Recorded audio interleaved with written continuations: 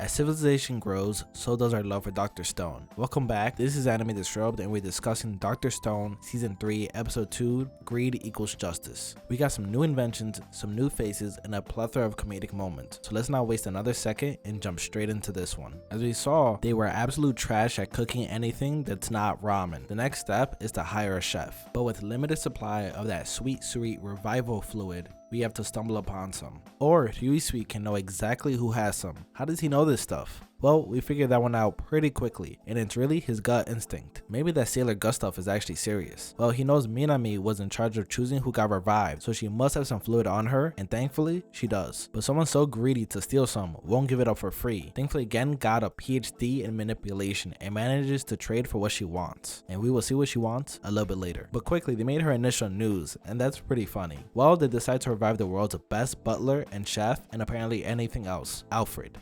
Francois. You can tell they are elite because once they're unpetrified, they go into a pose and kneel and immediately ask for Ryusui. Yeah, we know this butler is legit. Well, Gen walks with Francois for 2 whole days, and look at poor Gen, he is gassed. Meanwhile, Francois is ready and has assessed the situation. Everyone looks like babies to her as they see this abomination that they call bread. But poor Kohaku and Crom, calling that trash tasty. Well, they shall know the true meaning of delicacy. Wait a minute, where in the world did Francois get an apron from? We're gonna be asking a lot about outfits this episode, so just hang on tight. Well, the bread they're gonna make is called Stallone, which is traditional German Christmas bread. Look at that, anime is always teaching us something new. So they get to creating the bread, capture goats, milk them bad boys, turn it into butter. Even Francois looks at Kohaku like an alien. Stuff the dough with dried fruit, knead it firmly, get yelled at by teacher for not doing a good job, then bake the bread. Bread acquired. But really quickly we have to look at making that dough. Not sure why this wasn't in the middle, but let's get to class. Crash course time. Water, salt, flour, knead. Let it sit for an hour, boil it up, let it sit for an hour, and then bake. Then Kaseki the craftsman and Minami just come through on Steam Gorilla 2 looking like bosses. Again, let's not question where he got these clothes. Let's just enjoy it. But Kaseki looks good.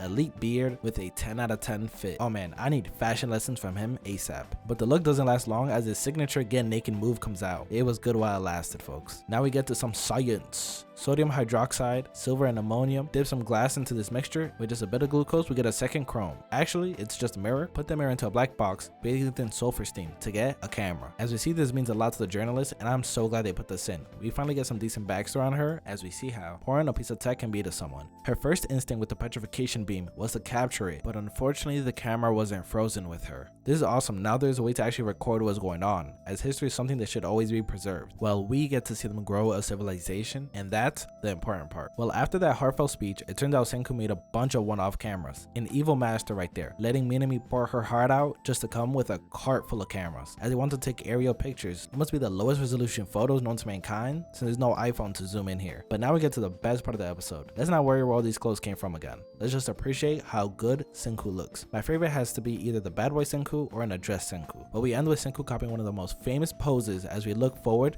to the next episode. Einstein did it better because this looks way more goofy. A nice episode, we got cameras, we got some nice fits, and we got our food source. The bread making was a lot of steps, but the different animation for making the dough was a good refreshing change. There aren't any adversities or pressures just yet, so it's been a nice relaxing time just seeing them grow as a community and expand on the scientific frontier. Meanwhile, Tsukasa is stuck in the Ice Age. What do you all think of the episode? I hope you enjoyed, and remember to like if you liked the video, dislike if you didn't, comment below anything Dr. Stone, or whatever else you want, subscribe for more content. This has been Anime Disrobed, and Dr. Stone Season 3 Episode 2, Greed Equals Justice, has officially been disrobed. Alright, time to eat some bread with cheese in it. I know they don't have that one yet.